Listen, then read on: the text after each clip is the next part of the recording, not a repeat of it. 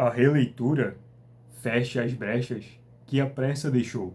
Quando revisitamos aquilo que assumimos para nós mesmos, que conseguimos extrair daquela leitura tudo o que ela poderia nos fornecer, logo somos completamente envergonhados quando nos deparamos com as riquezas que deixamos de serem guardadas.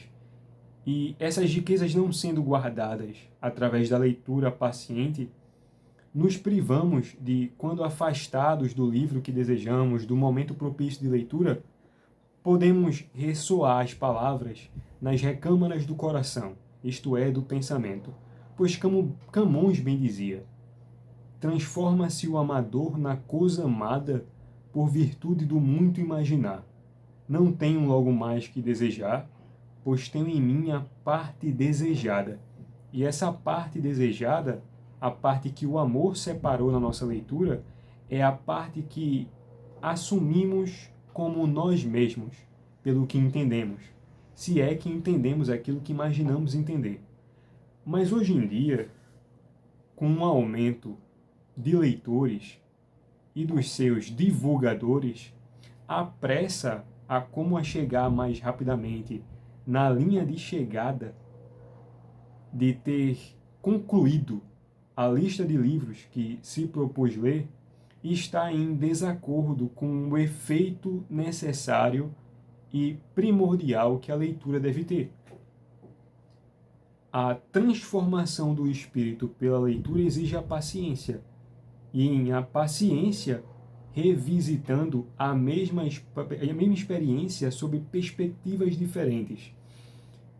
Todos os grandes escritores tinham para si os livros que lhes são mais familiares, onde reliam, liam e decoravam os seus trechos para que pudessem ser visitados mentalmente durante todo o dia, ainda num momento completamente indiferente à leitura.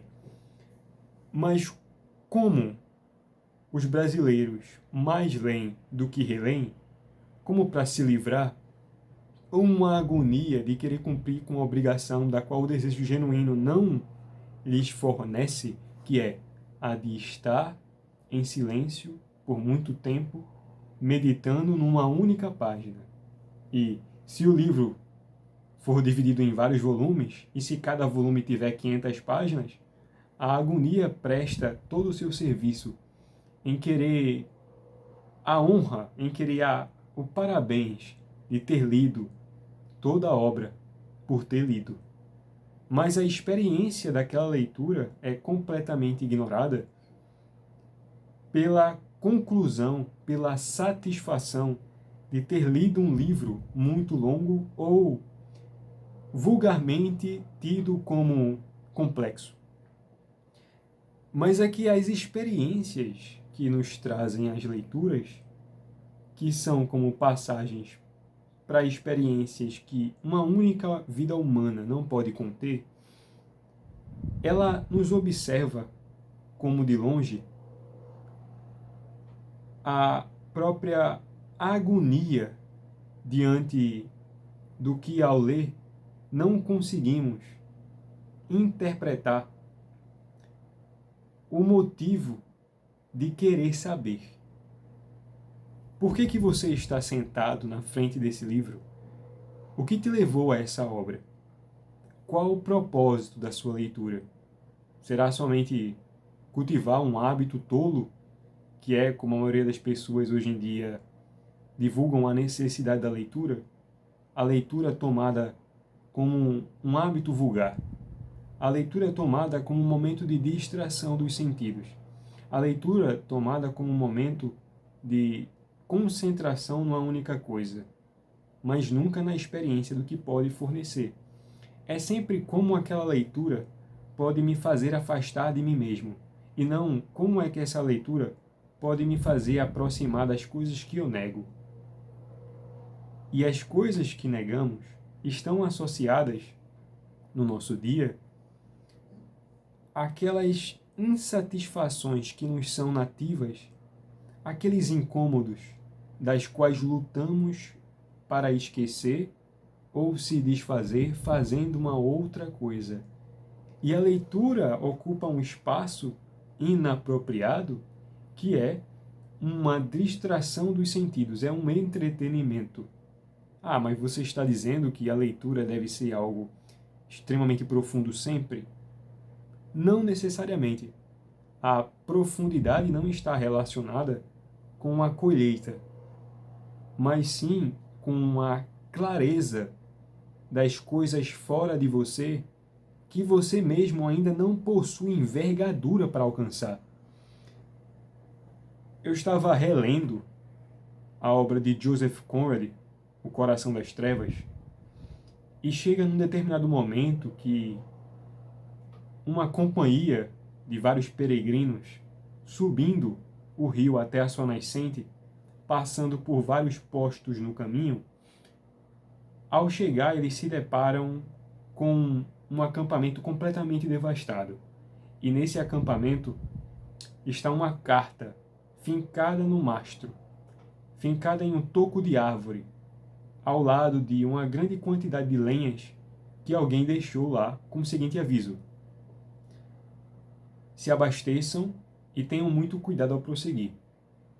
E vendo aquele cenário completamente devastado, um ambiente inapropriado para uma espécie de conhecimento de si mesmo, porque o homem lá somente está preocupado com a sobrevivência, que é no meio da floresta, no coração das trevas. E ao entrar em uma determinada barraca e encontrar sob um improviso de mesa um velho livro de navegação. E esse velho livro de navegação, ao ser tomado nas mãos e perceber da sua fragilidade, as páginas quase como desfazendo-se pela antiguidade, pela quantidade de vezes que foi manuseado, pela quantidade de anotações repousando ao lado das margens, o homem nota impressionado. Marlowe olha para o livro e fica impressionado que, apesar do livro estar completamente gasto, alguém utilizou uma linha nova para costurar a lombada.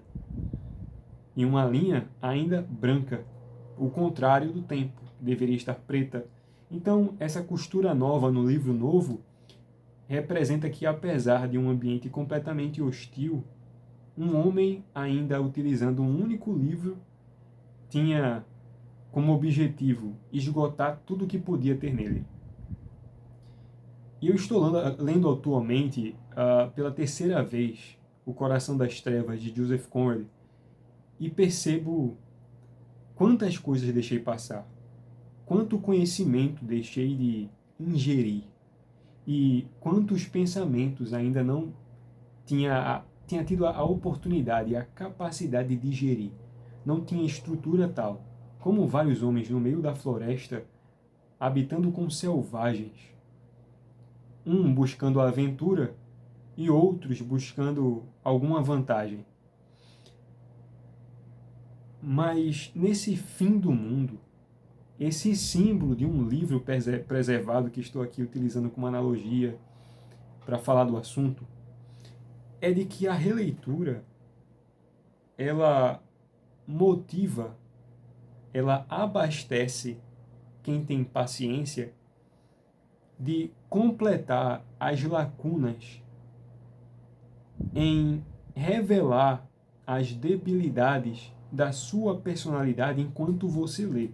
Porque enquanto lemos, temos aquele momento inicial que parece que a leitura não vai andar, ou de que ela será extremamente desgastante, ou de que, sendo desgastante, ou que a profundidade não nos é propícia no momento, vamos deixar o livro ao lado para buscar algum outro que seja mais adequado.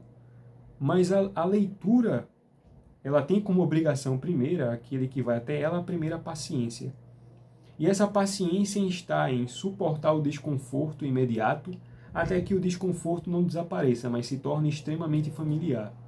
E esse desconforto familiar é o desconforto inato da releitura. Por quê?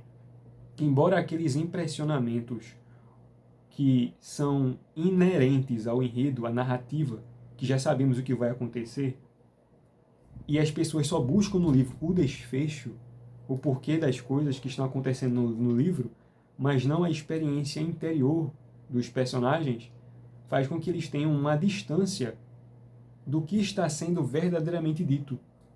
Então, para os leitores modernos, a constelação de palavras somente identifica um começo, meio e fim. Mas a experiência possível de ser reproduzida na imaginação como uma vida possível é ignorada. E é ignorada porque temos apenas, no quanto o enredo cativa, a nossa agradabilidade em ler novamente. É o que sentimos de aprazível na leitura, e não o que nos desconfortou a tal ponto que me fez querer quase largar o livro. Não por ser insuportável, e isso não pode estar associado com um livro ser insuportável pela sua péssima qualidade. Como, por exemplo, livros que não colocam a experiência humana, mas uma visão caricatural muito fechada e banal da realidade, como os livros modernos que se nomeiam de literatura. Mas nós estamos falando da grande literatura, dos grandes escritores, que utilizando de uma porção das próprias vidas, gastaram a vida para compor uma vida numa obra. E a pressa extingue essa expansão de ser afável a nós. E passamos a odiar com um ódio cego o que deveríamos amar com devoção. E a leitura só tem o seu efeito a partir da releitura. É quase impossível você comentar sobre alguma obra tendo a lido só uma única vez, porque a primeira vez é somente um impressionamento dos sentidos. É quais sentimentos foram evocados em você, como você se sentiu durante o percurso e pouquíssimo da vida interior dos personagens. Você conseguiu recolher para si, ou comparar consigo mesmo. Mas é na releitura que a fantástica elaboração de uma vida, mesmo que distante, consegue conversar com os próprios personagens do livro, em que você se torna um participante do diálogo e sofre com os seus temores, se alegra com as suas esperanças, duvida das suas questões, enquanto é questionado sobre si mesmo.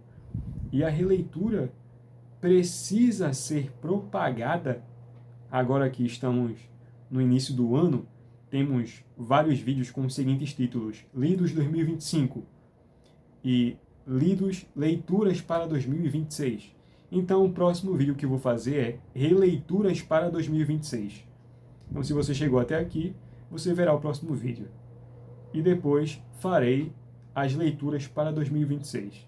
Por isso, por hoje é só, senhores. Pense nisso, tenha mais desejo em reler do que em ter lido apenas pela primeira vez para se livrar do livro e começar um outro, esse ciclo voluptuoso de troca, de substituição de estímulos. É como uma troca infinita por sentir diversas coisas sem conseguir sentir nenhuma, propriamente. Não tem propriedade para nada. A experiência é completamente ignorada e aquela realidade humana é perdida. E perdida pela impaciência.